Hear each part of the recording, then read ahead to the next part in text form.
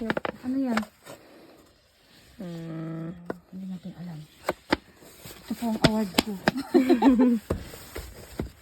Incense. Puro pabango Ano yan? regalo. Dali mo yan. Ilabas mo yan. Lahat ng pabango. Oo, mahilig ako dito.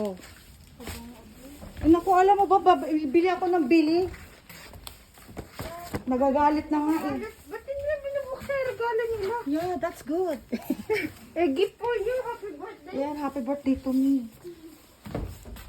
Pwede niyo naman siyang magregalo sa akin na ganyan ang binigay. Kunyari, bumili siya. Pangkamot. Because Ayan. Pagkamot sa likod. Naghahanap tayo ng mga panagkamot.